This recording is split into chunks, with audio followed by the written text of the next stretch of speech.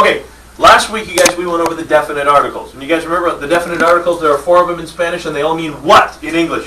The. Okay, so there's 4 ways of saying the. Remember that we had the 2 singular ones. We had el and la. The plural ones, if we're talking about plural items or plural nouns, we're talking los and las. Okay?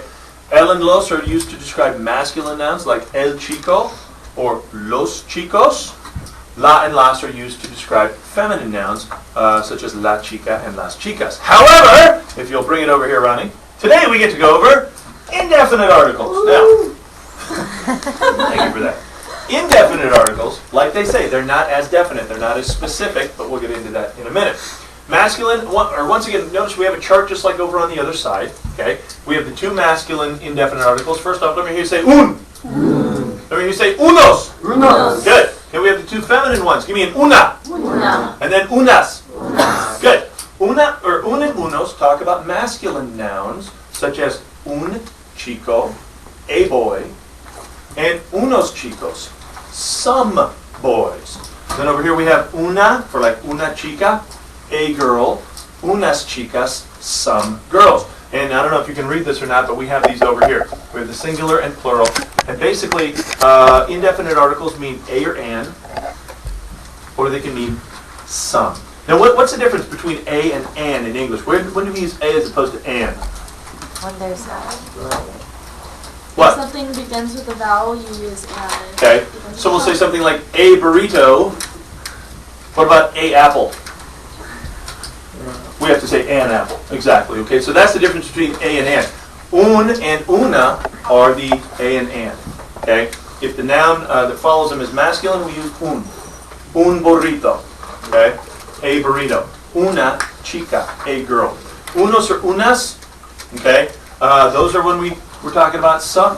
If I say unos burritos, I'm saying some burritos. Unas chicas, some girls, and the only reason I'm using chicas is because I couldn't think of another feminine noun right off the top of my head. All right, now, when are we going to use these as opposed to these? What's the difference between the definite articles and the indefinite articles? Okay, and I know I don't expect an answer here. That was a rhetorical question. Basically, if we have a specific item in mind, okay, we're going to be using a definite article. For example, hey, pass me the book. How many books are on the table? Una. There's 1. It's a definite. It's specifically which one. If I say pass me some books, how many books do I want you to pass me? 2 or 3. More than Yeah, one. more than 1. How many books are on the table? 2 or 3. Yeah, probably lots. Okay, so this one is more specific or more definite. This one is less specific or indefinite. Now let me give you some examples of when this might cause you some trouble here. Let's say you go down to, you're going down to In-N-Out. Sorry, I didn't mean to get somebody hungry already. You go down to In-N-Out and you say, hey, let's go buy a food. Okay, is that weird? Okay, what are you actually going to say? Let's go buy some food. Or if we said, hey, let's go buy the food at In-N-Out. What have we just said? We're going to buy some food. No, we said we're going to buy the food at In-N-Out. The only food. What? They really only have food. The only food that they have. It may be a little, it may be a lot, but we're getting it all. Okay? I have a friend, we were eating dinner together, and there was a big pile of rolls in the middle of the table. Okay? And he said, hey, senor, would you pass me the roll? Now, there were about 20 rolls in this pile. And he said, pass me the roll. Now, what am I thinking? Oh. Which one? Exactly, because he's asking for a specific roll because he's using the. He's using a definite article. If he had said, pass me a roll, okay, then I'll just grab one and toss it over to him. By the way, is that not the most hideous sound that we have in English? Hey, would you pass me a roll? It's just weird sounding. Makes us sound really intelligent. Anyway, okay, so that's kind of the difference between definite articles and indefinite articles.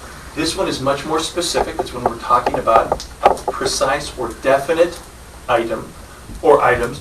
This one is when we're just saying, of the many, just give me one or some of them. Okay? Another example, when we're talking about clothing. If I say, hey, Sally over here is wearing the shirt. How many shirts are there in the world? A lot. Well, but if I say she's wearing the shirt, One. There's only one shirt and she's got it, and the rest of us are shirtless, okay? If I say she's wearing a shirt, then there are many shirts around, and she just happens to have one. Crazy of- world. That would be a crazy world, I'm with you. That'd be crazy, one shirt and that's it. Okay, so we're gonna pause this, we're gonna do a few